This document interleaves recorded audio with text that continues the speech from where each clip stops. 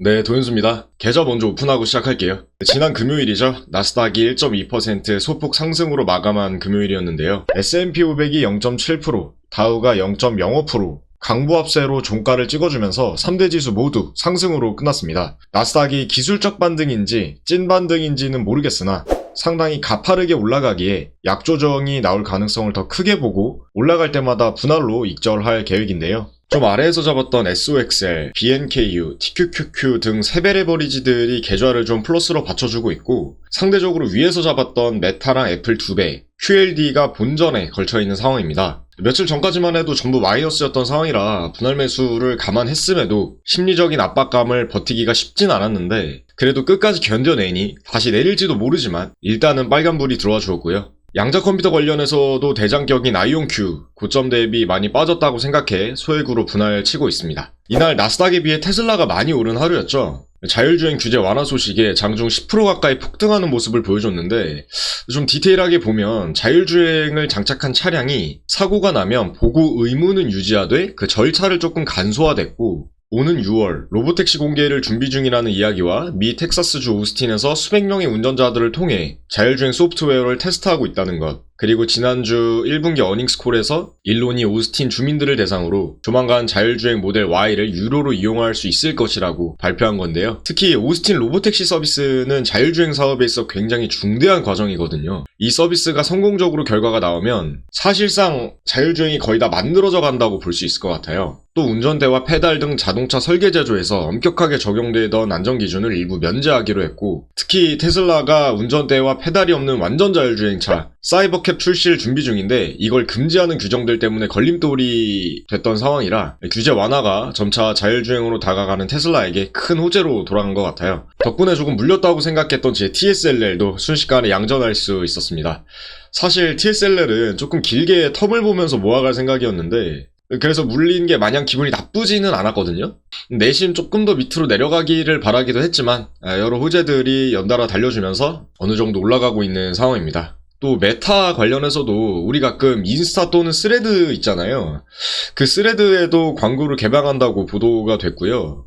이 스레드 이용자가 향후 몇 년 동안 사용자 수가 10억 명 가까이 될 것이라고 발표를 하더라고요. 메타가 가지고 있는 여러 SNS 플랫폼 중 가장 최신이라고 할 수 있는 스레드에도 광고를 게시함으로써 수익을 좀 더 끌어올 수 있다. 주가에 긍정적인 이야기를 하는 것 같아요. 트럼프의 관세 이슈도 천천히 잡혀가는 듯해 보이는데요. 과거부터 여러 차례 다투던 문제이기도 했지만 투자하는 사람들도 이제는 무역 갈등 이슈에 대해서 내성이 생겨가는 모습입니다. 미중 무역전쟁이 본격화되던 2018년 미국과 중국의 주가 차트인데요. 보이는 하늘색 S&P 500 차트가 중국 CSI 300에 비해 초반에는 같이 하락하지만 시간이 갈수록 미증시가 우상향하고 무역전쟁이 있어 보다 유리하다는 것을 과거 차트로 알 수 있습니다. 중국 증시는 타격이 큰 나머지 우하향하는 모습을 볼 수 있고요. 이를 통해 우리는 무역전쟁이 미증시를 장기적으로 하락시키지는 못한다 라는 것을 알 수 있습니다. 즉슨 하락했을 때 매수를 한다면 보다 좋은 평단에서 수익으로 갈 수 있는 기회였다라는 거죠. 최근 나스닥 차트를 보면 22%까지 폭락했다가 다시금 13% 정도 반등이 온 상황인데요. 전 이평선들을 잘 보는 편은 아닌데 중장기 투자하는 사람들이 중요하게 생각하는 200일선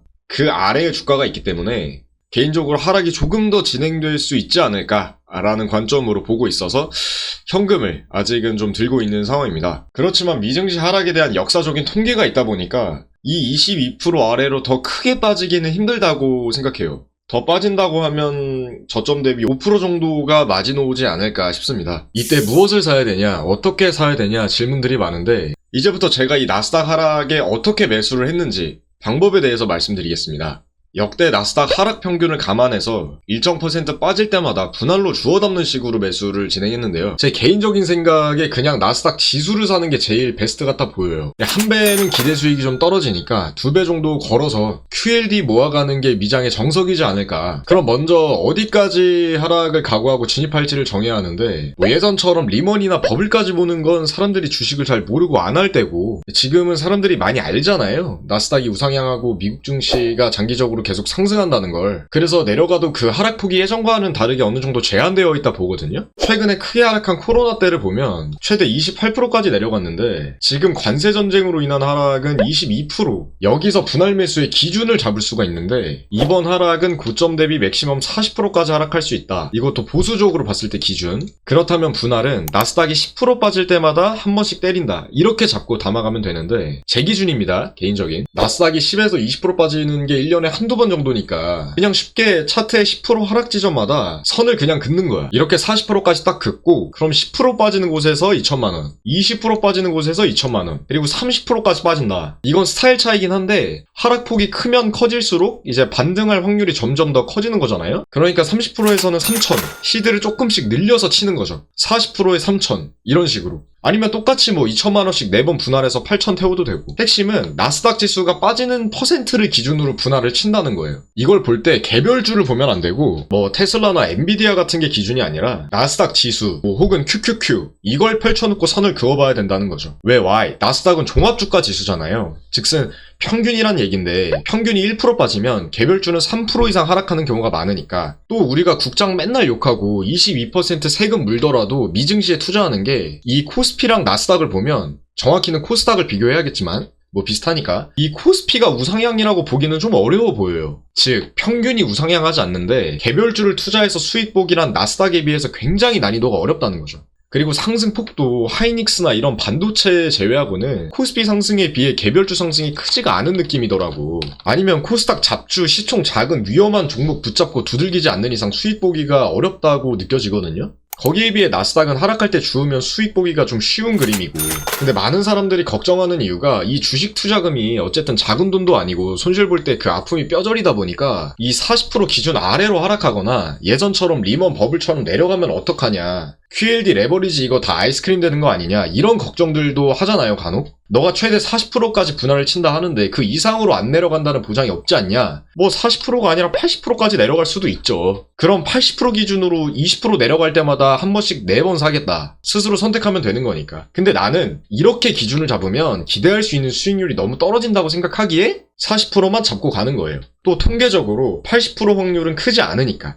역대 한 번 있었나요? 뭐 어디까지나 확률입니다. 그치만 주식 투자를 하는 입장에서 이 통계를 어느 정도 믿고 사야 한다고 생각해요. 위험성이 어느 정도 있는 건 당연히 감안해야 되는 거죠. 역대 하락폭 분석 영상은 유튜브에 또 많으니까 참고해보셔도 좋을 것 같고요. 그럼에도 40% 이상으로 내려간다. 그때부터 내 욕심을 줄이는 겁니다. 내가 여기까지 박는다고 기준을 잡았지만 그 기준을 넘어설 때 2배 레버가 녹는 걸 감안하고 진입했기에 그 이상의 큰 하락이 오면 인정하는 겁니다. 확률 싸움에서 높은 수에 걸었지만 아쉽게도 이번엔 낮은 수가 걸렸구나. 왜? 우리는 예적금을 든 게 아니니까요. 어떤 하락에도 무조건 수익을 보는 그런 매매법은 세상에 없으니까요. 더불어 어느 정도 큰 수익을 보려면 일정 하락에서는 시드를 크게 치고 들어가야 되는 순간이 있단 말이에요. 아까 얘기한 30% 하락 이상으로 진행이 되면 본격적으로 시드를 크게 때리는 만큼 리스크도 어느 정도 감수를 해야겠죠. 그 언저리에서 반등이 오지 않으면 오케이, 내가 틀린 거 인정하고 수익 좀 낮춰서 매도할게. 혹은 약손실 어느 정도 감안해 볼게. 이게 돼야 된다 이거죠. 또 공격적으로 매수하는 사람들은 QLD를 다 사기보단 테슬라나 변동성이 유독 큰 종목, 빅테크 중에, 반드시 빅테크 중에 메타, 엔비디아 이런 종목들을 2배 정도 걸어서 같이 분할을 해보는 정도가 딱 좋지 않을까 싶어요. 이거는 현재 제 계좌인데요.